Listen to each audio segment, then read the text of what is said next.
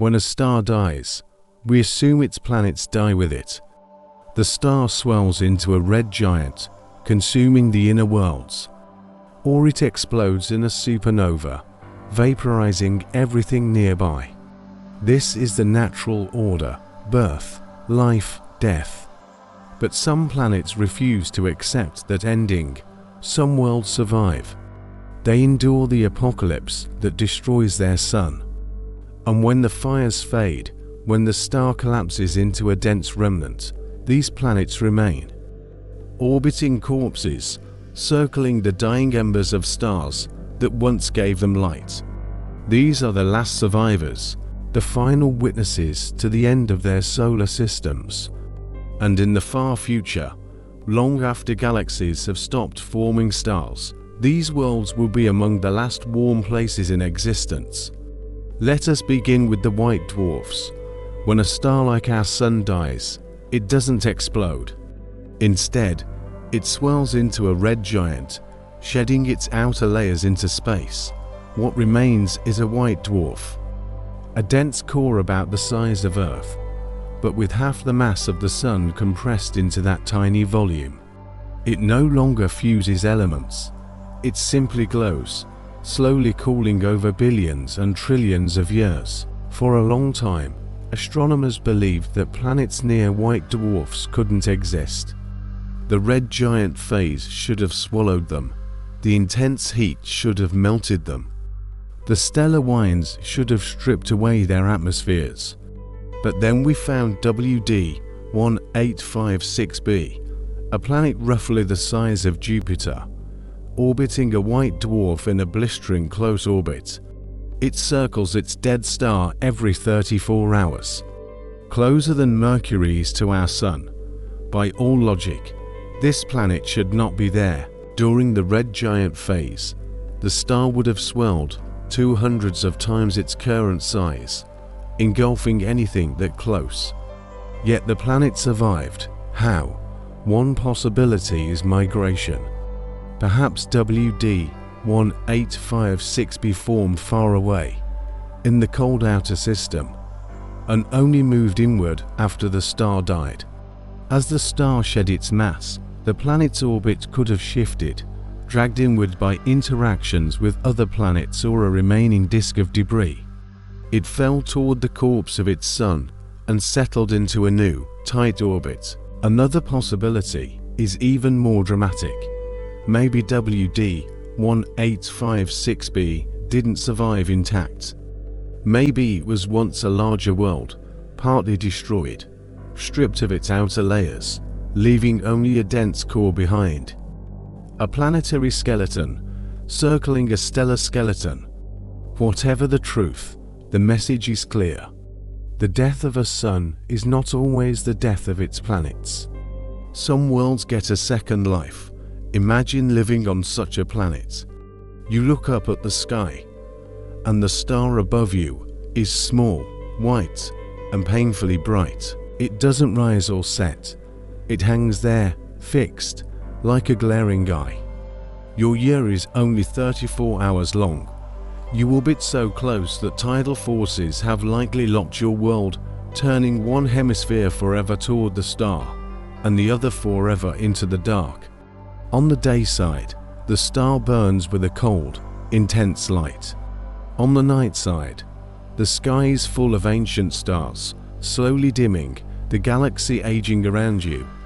You would know that your world has already survived one apocalypse. Your myths wouldn't speak of a coming end. They would speak of the one that already happened, of the time when the sky caught fire and the old sun swelled across the heavens, swallowing the inner worlds, lighting the system with an ocean of flame, and of how your ancestors watched it die. White dwarfs are incredibly stable. While normal stars live for billions of years, white dwarfs can glow for trillions. Long after red giants have faded, long after star formation has ceased in the galaxy, the white dwarfs will still be there, slowly cooling embers in the dark. Their surviving planets will be among the last warm places in existence. But white dwarfs are not the strangest stellar remnants. There are also neutron stars and pulsars. When a massive star explodes in a supernova, its core collapses. Protons and electrons are crushed together, forming neutrons. What remains is a neutron star. A ball of neutrons about 20 kilometers across, but with twice the mass of the Sun. The density is unimaginable. A teaspoon of neutron star material would weigh 1 billion tons on Earth.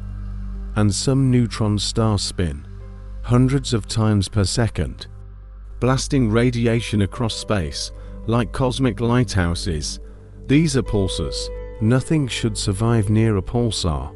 The supernova that created it would have vaporized any nearby planets, torn apart their atmospheres, melted their surfaces into molten slag. And yet, in 1992, astronomers discovered something impossible: a planet orbiting a pulsar.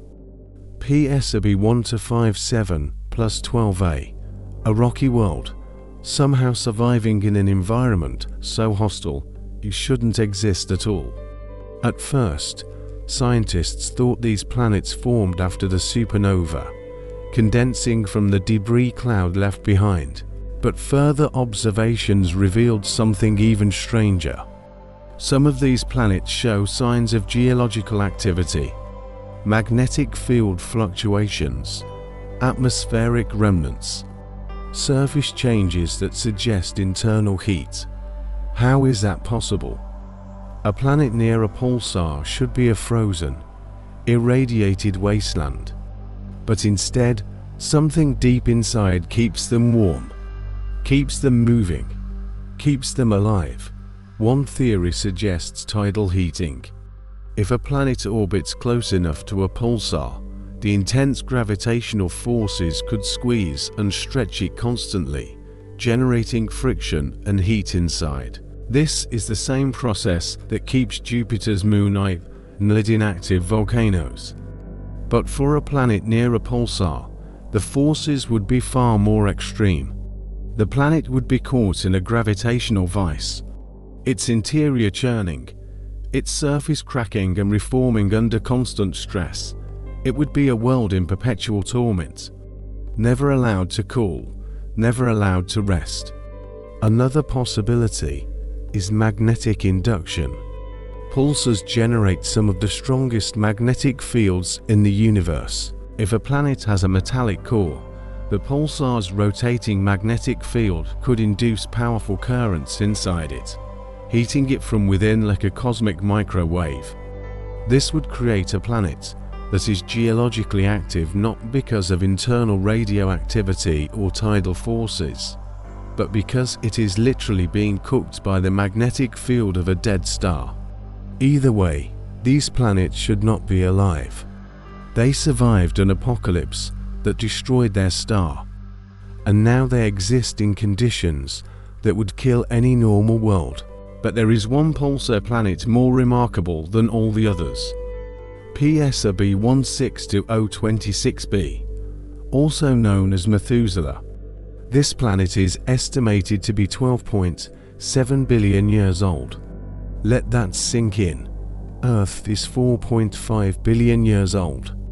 Methuselah is nearly 3 times older than our home. It formed barely 1 billion years after the Big Bang. It was already an old world before our sun was even born. It has watched galaxies collide. It has watched generations of stars ignite, burn, and die.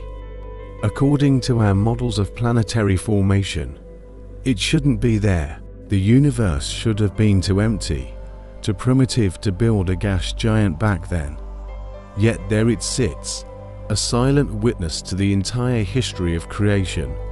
What does the sky look like from a world that old? It orbits a binary system consisting of a pulsar and a white dwarf. To dead stars, a cosmic retirement home for the ancient relics of the universe. It has survived everything. It survived the chaotic early universe. It survived the death of its first star. It survived the capture of its second star. It is the ultimate survivor, and its existence implies something terrifying. If planets could form that early, then life could have formed that early too. Civilizations could have risen and fallen billions of years before Earth was even a cloud of dust. We look for aliens and wonder where they are. Maybe they came and went while the universe was still young. Maybe Methuselah is a tombstone for the first masters of the galaxy. These planets force us to confront the true nature of the cosmos. We think of the universe as a place of beginnings, a place of birth and creation, but it is also a place of endings, of death and decay. And yet, even in death, the universe refuses to be silent. Planets cling to white dwarfs, worlds orbit pulsars. Life, or at least geology, persists in the most hostile environments imaginable. Far into the future, when galaxies have stopped colliding, when black holes have devoured most of what they can reach, when the universe is mostly thin gas and relic radiation, there will still be lonely star corpses, with a handful of planets clinging to them, silent, cold, but not dead.